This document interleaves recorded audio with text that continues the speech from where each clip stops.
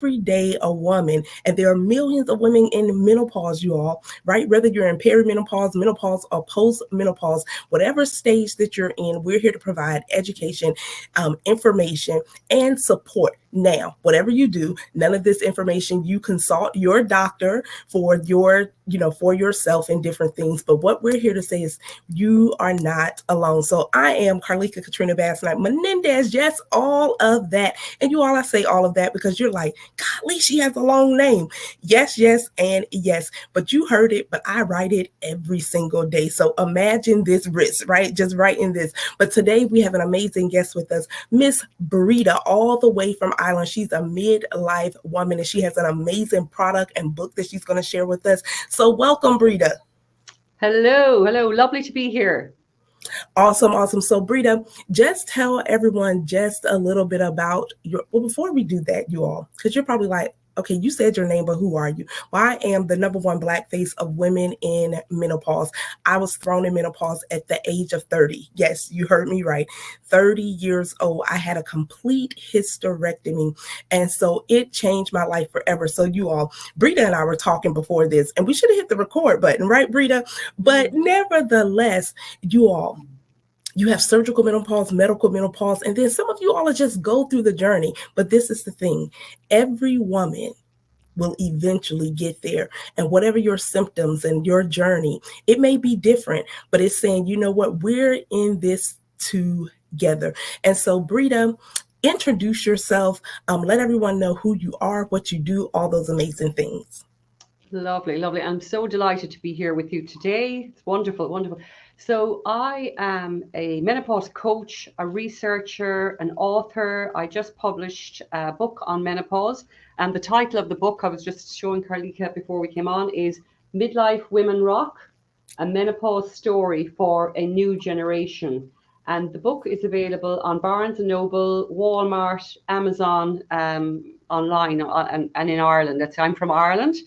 And my own story is I was a midwife formerly, and then I had 4 children. I'm going to make this story short. So I was out of the workforce for over 10 years. And then back in 2015, I found the courage to go back into education. And I completed a psychology degree and a social science master's on menopause in 2020. And when I returned to education in 2015, I never thought I'd end up working in menopause, but I'm here because I think there's a massive injustice, as we were saying before we came on here, around the education, information, and awareness. I myself, I had no preparation, no education, no knowledge before I reached perimenopause. I was actually in the middle of perimenopause when I discovered myself that I was actually there. And pre-2018, I had never heard the word perimenopause. And there's something wrong there. There's something has happened that we've been, this massive dirt and information fundamentally is out there. And it's the education pieces that we need to put into place.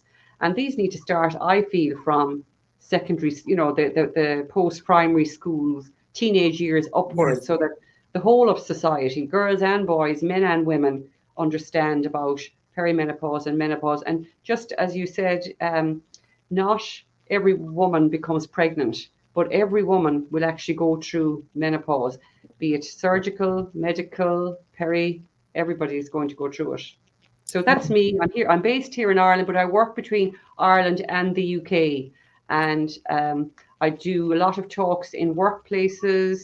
I work with this fabulous organization in the UK called Henpicked-Menopause in the Workplace.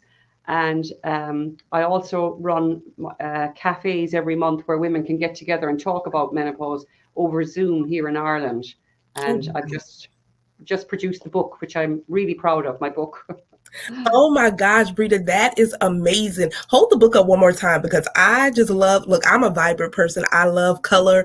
And so you all make sure, right, you go in Barnes & Noble's, Walmart, get in contact, follow Breeda on LinkedIn, social media platforms, but look for the book, Midlife Women Rock. And that is literally what we're doing, right? We're saying you don't have to look so sad in different things because you're in menopause. And Breeda, thank you so much. The book is amazing. We want to say congratulations because that is huge because you all, this book will be around forever, right? Because we won't be here forever, right? We won't be here forever, but a resource will be here provided for women now and forever. So make sure you all grab that. I'm definitely going to have to go on Amazon. Is it on Amazon? It's on Amazon, and I just wanted to point out the puzzle here and the brain, because the way I look at it, I've been researching for over 3 years. Menopause is this puzzle, and we still do not have all the pieces to the puzzle because it's an under researched area, and so that's why I put in the brain, and I mean mindset, because our mindset and how we approach menopause. I mean, I meet so many women whose the light is dimmed. You know, their light is dimmed by the time they get to their middle years. And my belief is that with support and with investment in the self, I think you completely agree with that as well. The importance of investing in ourselves, time, energy, and looking after our health pays massive dividends. It sure does. And I love that. That's a great we often hear health is wealth. And a lot of times I often say as well, love yourself to health and not to death, right? Because even in the good things that we're doing, I love what you said. We have to take care of ourselves. We have to implement self-care, not once a week, but every day. And what I'm finding out, so many women are not resting. Right? It's almost like we're afraid to go to sleep because we have so many things. And even with the puzzle, with the picture on your book, with the puzzle and it being a brain, our brain actually looks like that almost, right? Right. If anyone has actually seen the brain, it actually looks like that, where it's just seemed like all of these parts just connected. And so when you touched on mindset, I do believe menopause is a mindset.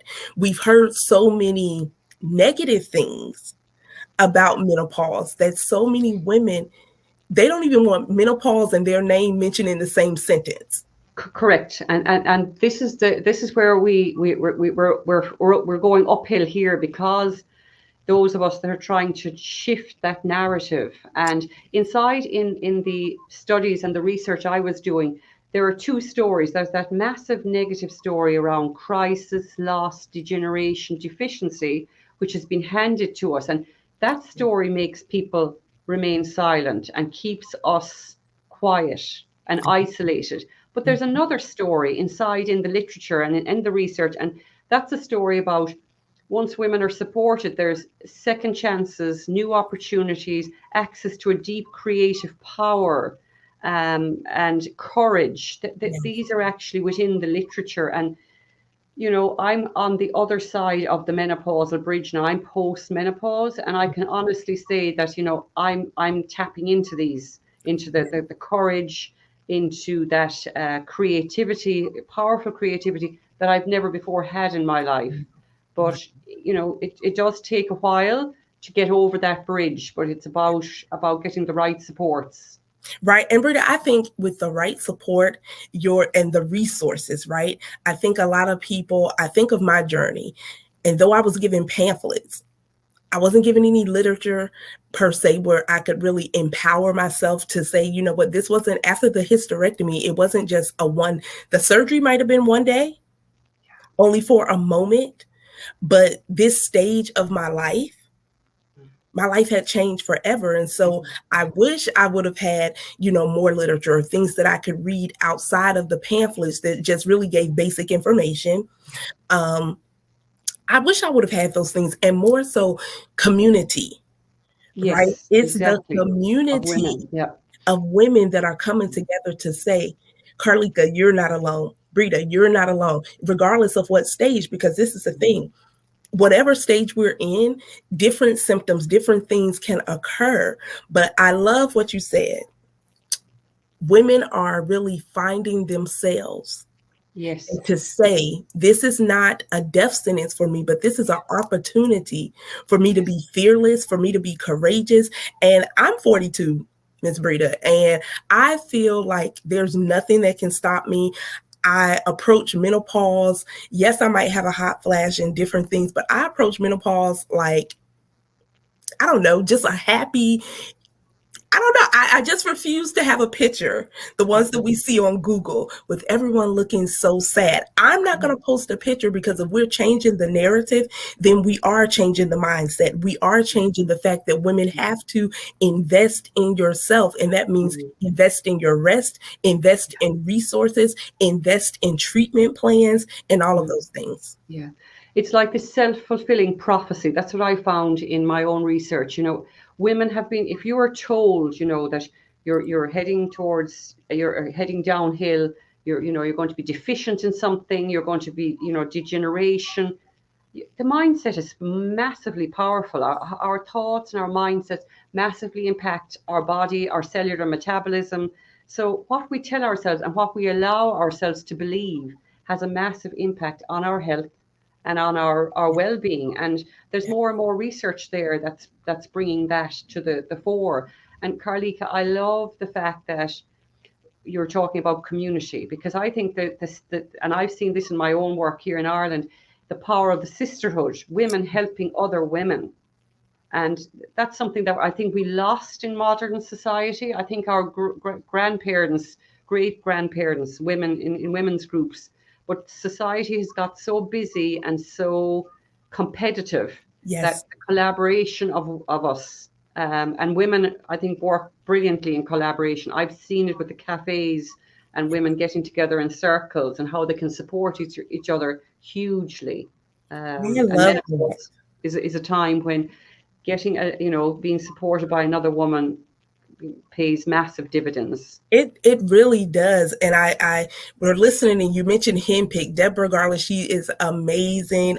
Great, Deborah. Okay. Yes. Oh my God, amazing. And so I love all the work that you all are doing in that particular community and different things, because a lot of places, and with me being in the US and still working full time and doing my business full time and different things, there is a lack of, once again, education.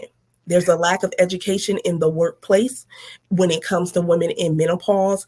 And with all of the feminists and all of these different things, women don't want to feel secluded and pretty much just put to the side because of a life changing. Now, Breeda, there's one thing that a lot of men don't want to identify, but they have a menopause too, called andropause. Andropause, yes, correct. I think that the hormonal, I just read a little, like people have asked me, have you done any research?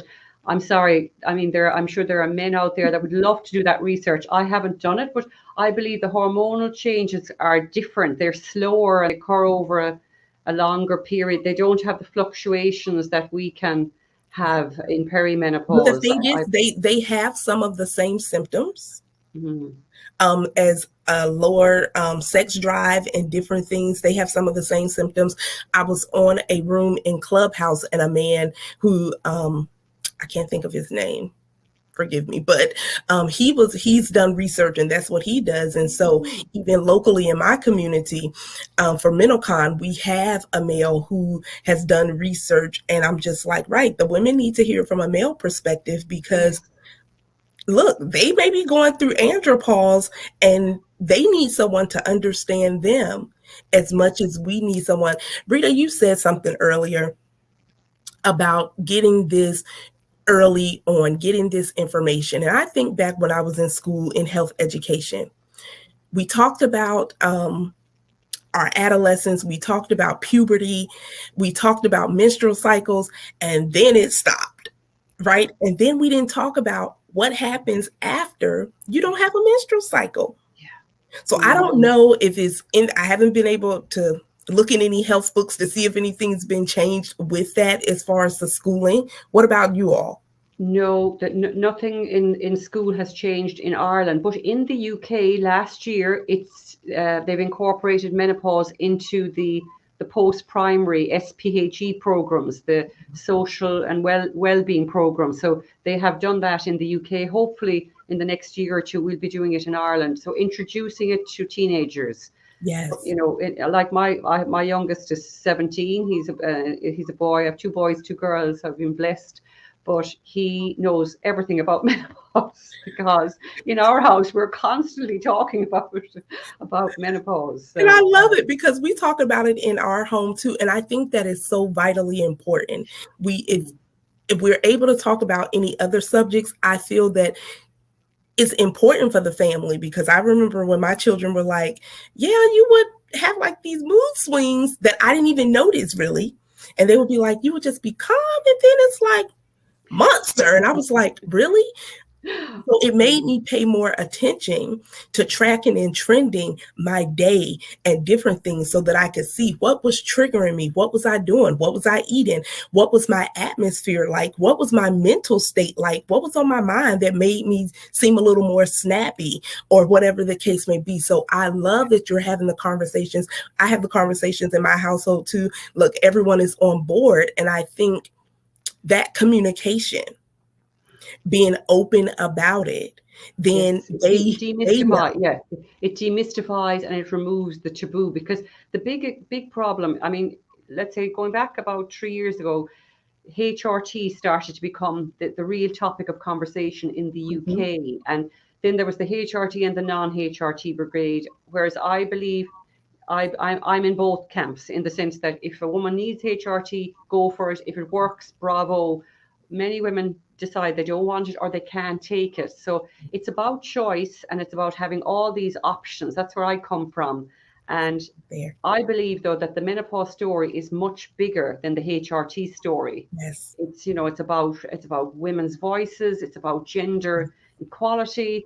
It's societal, and it's a cultural issue that needs to be brought into governments, policies, Yes. public domain. But it's the silence and the shaming of us that has contributed massively to where we are today, and why we don't talk about menopause, and I that's what has brought agree. us.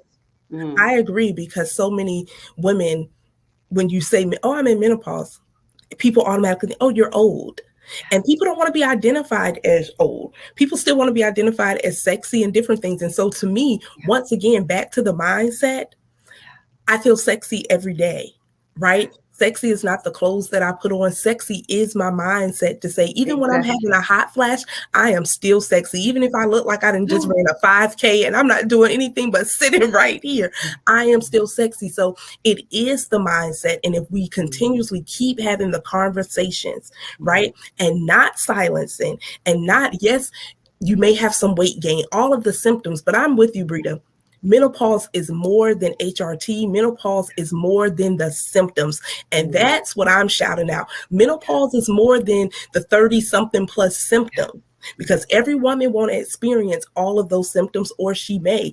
But the thing is, you're still going to be in menopause. That support is still going to want to be needed, because what about the things you can't explain, right? Like the unexplainable crying sometimes, or the unexplainable Yes. things you can't, that people Mm. sometimes can't see that's going on internally, and we can't even explain it at times.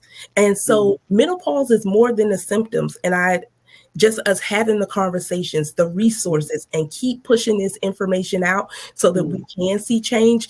And you said it, options. I feel Yeah. that I was robbed of options, because Mm. when they did present HRT to me, the aspect and the way that it was presented to me at 30 years old, it scared me. Right. And Mm. and the doctor doesn't realize she was talking to someone who was still in the process of overcoming anorexia. So she kept saying over and over again, well, you'll gain weight, you'll gain weight, you'll gain weight. And in my mind, I checked out everything else she said, because I was still overcoming anorexia. Right. So when she kept saying that, I was just like, oh my God, like I could literally feel my heart and stuff pounding, and wanted to run out of the office, because I was just like, I don't want it. So she Mm. scared me, and then I didn't have any other conversations with her. So I felt like I didn't have any options really presented to me in the best way to make me make a sound decision for myself. And so that's what we're doing here all month long, not even month long, all for well, we're on a mission. And I'm on a mission, Yeah. right, with all the ladies, whether you're in the UK, Yeah. you're in Ireland, Australia, it doesn't matter where you are. If you're talking about menopause, then you want to connect, right, your community with Breeda's book, Midlife Women Rock, because that's what we're doing. When we're not silent, we're rocking. When we're talking about it, we're rocking. When we're creating, I love what you said, just being creative. Yes, and leadership. That's another quality, Carlita. That's in the inside in the literature. You know, what is the role of the post-menopausal woman in society? And again, because there has been very little research, you know, people haven't got the answers. But leadership, I found, and I wanted to, when you were speaking there, I wanted to tell you the story about Oprah, her show in the 1990s. Dr. Gail Sheedy, in her book Silent Passage, she writes about this, that one of the producers was looking for women to participate in the show on menopause, and he told Gail Sheedy it was easier finding um, women who had attempted to kill their spouses than it was to find women to go on and talk about menopause. Why was that? It's the shaming. And there was a very interesting book written in the 1960s by Dr. Robert Wilson. It's called Feminine Forever. It was in America. Carly can look up that book, because a lot of the roots of the shame come from that guy, Dr. Robert Wilson. Uh, and what was interesting about him was he coined the phrase, you know, withered, crippled castrates, that women had lost their value and they'd lost their vitality by the time they reach menopause.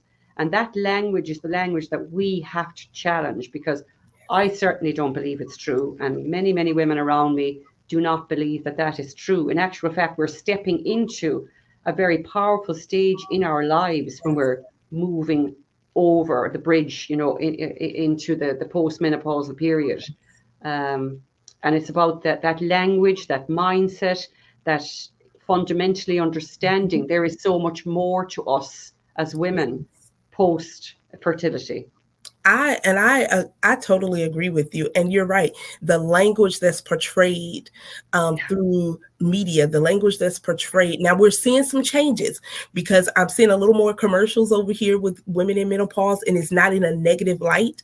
We are seeing changes, but there's still more change to come, and we've been blessed. Like I counted a blessing. Like, my surgery wasn't the best experience and all of these things, but I counted a blessing because I'm still here.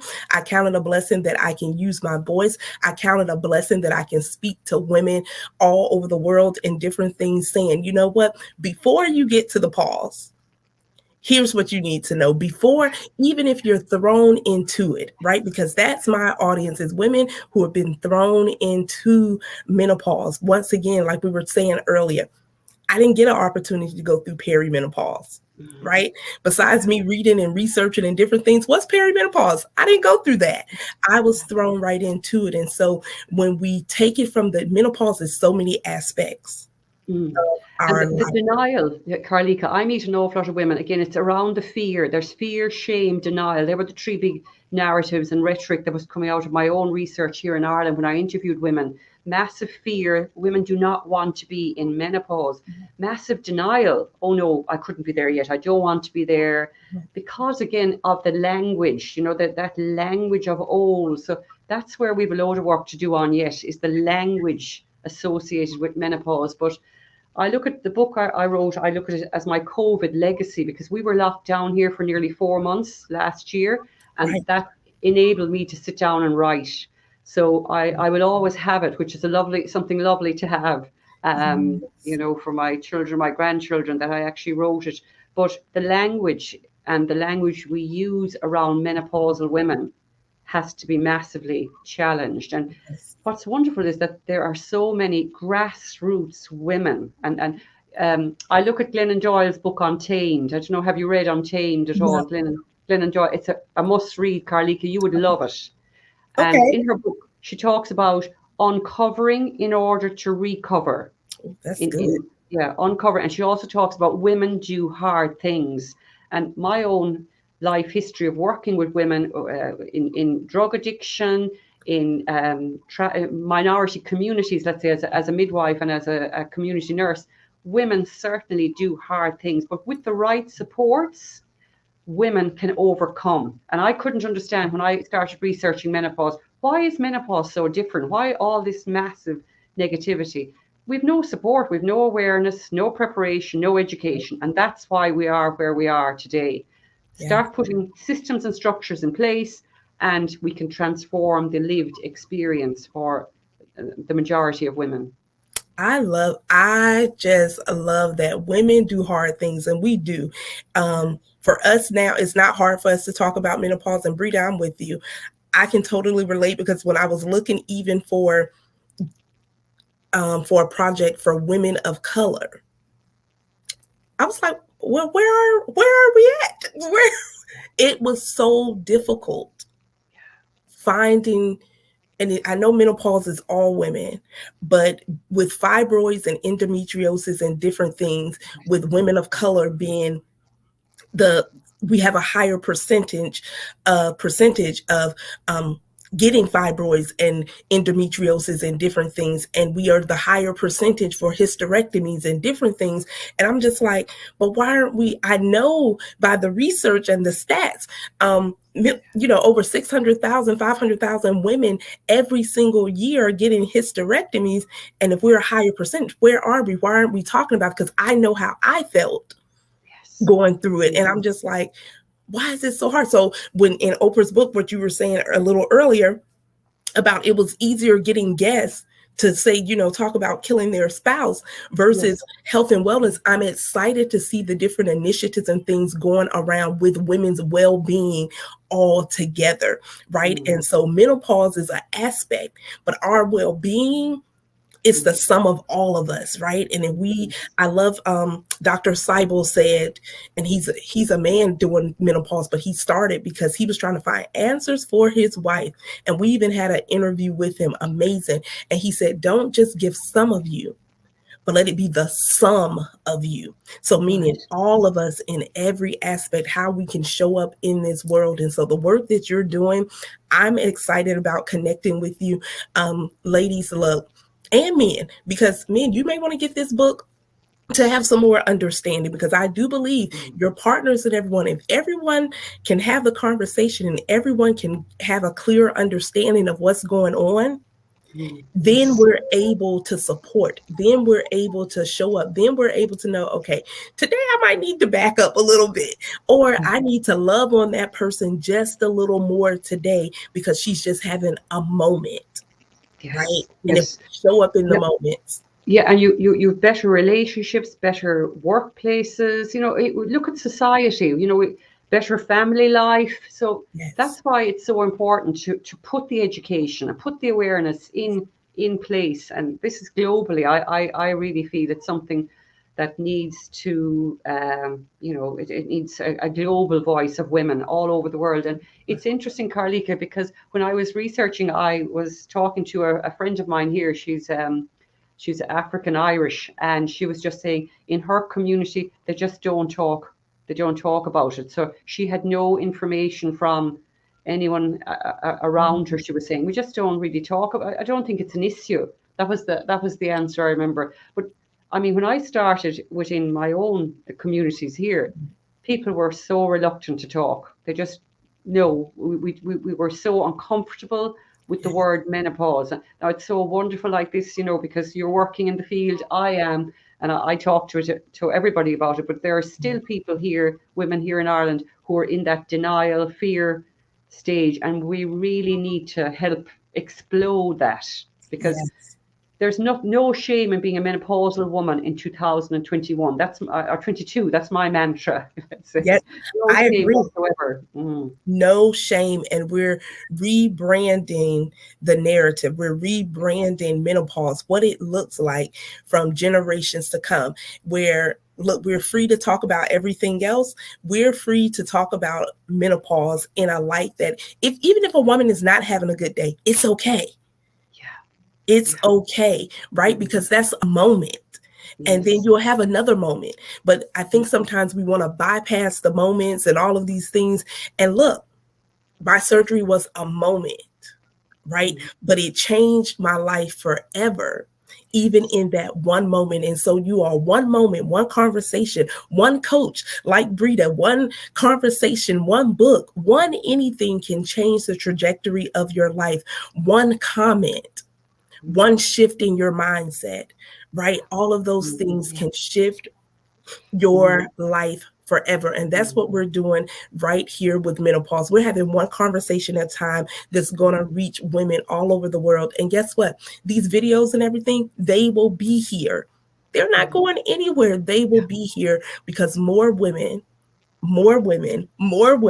are going into menopause, and whether that's surgically, medically, or naturally, we're all going to get there. And we just want you all to know that you have resources.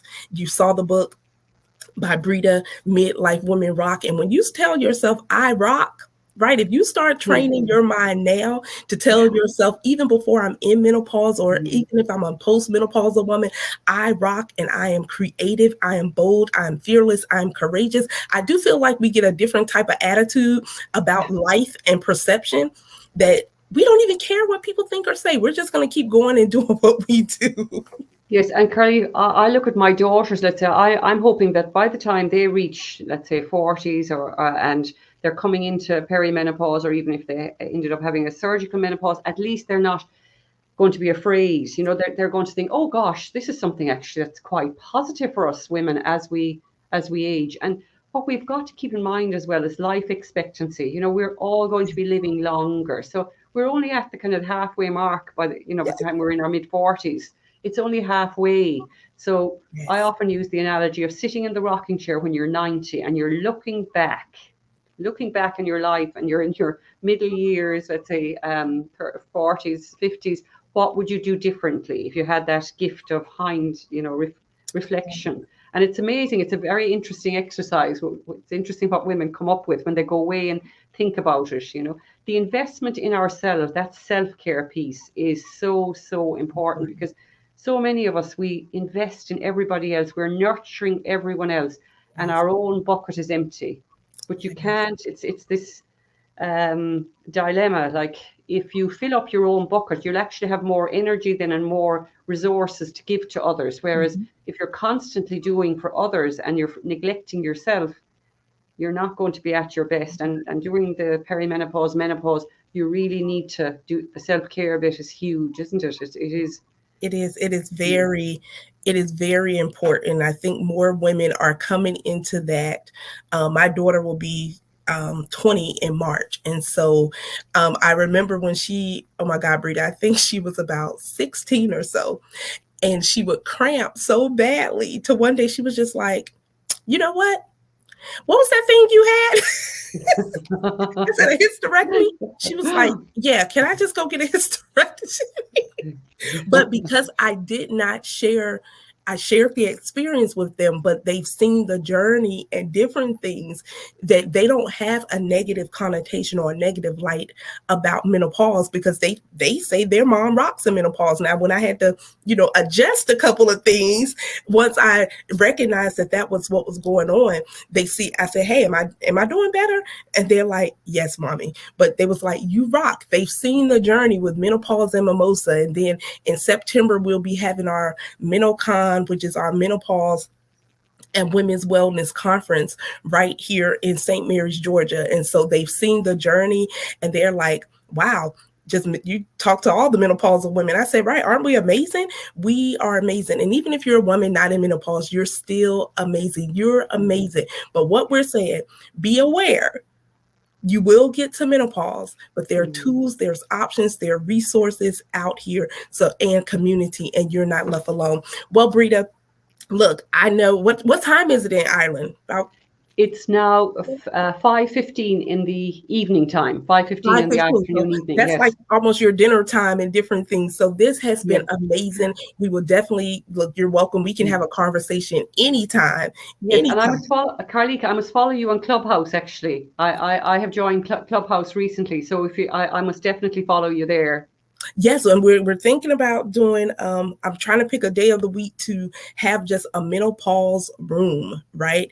And this is the thing, Breeda, we don't have to know all of the aspects of menopause, but we are meeting women who talk about pelvic floor. We're meeting women who talk about weight loss and fitness. We're meeting women who are talking about the psychological and the mental. So we don't have to know all of the aspects. I don't have time to learn all of the aspects, but your journey plays a part in that. Yeah, and I in the book as well, I talk about the 4, if you wanted to thrive, and this is researching for over 3 years, 4 dimensions. There's the physical, get on top of the physical, the emotional, psychological, and there's also a spiritual element, Carlika. In the research as well, I found a professor, God, what's her name? I can't remember her name now, but she's done a load of work on the neuroscience of spirituality, in particular in our middle years, and how powerful it is to tap in to a spiritual practice of some description. And that really helps us as well around purpose and around, you know, the reflection that a lot of us do in our midlife. But they're the 4 dimensions I talk about. That I love that. I love, and all 4 are so important, right? Yes. Because it's not the end of life. It's just another stage of your life. I often say menopause is not a disease. It's a transition. Whatever that transition may be, it is a transition that you can thrive in and then be the voice for someone else through our work, through our words, through our projects, through books, whatever that looks like, whatever we do, we want to keep bringing awareness 365 days, right? We're not just talking about it in Menopause Awareness Month. We're talking about it every single day. I don't care if I'm in the grocery store. I'm like, yep, let's have a conversation. And women are like, oh no. And I'm like, oh yes. So Breeda, I don't want to hold you up any longer, but this has just been simply amazing. Let people know the best way that they can connect with you. Okay, well, my website is midlifewomenrockproject.com, and you'll see the links then to all my social media on that. And as I said, the book is available at Barnes & Noble, Walmart, and Amazon. Midlife Women Rock, because we do, more and more of us are rocking today. Yes, so you all make sure you grab that resource, get yourself a copy, get a copy for someone else. If you have a community where you're doing workshops and different things, once again, you want to have resources that women can have where when they leave that workshop, they're leaving to take action, right? And they're leaving with something that they can reference back to. So Midlife Women Rock. Breeda, keep rocking and doing what you're doing in Ireland and all over the world. I definitely look forward. I did want to ask you before we leave, are your Zooms for your cafe, is that just for women in Ireland, or do you open that up?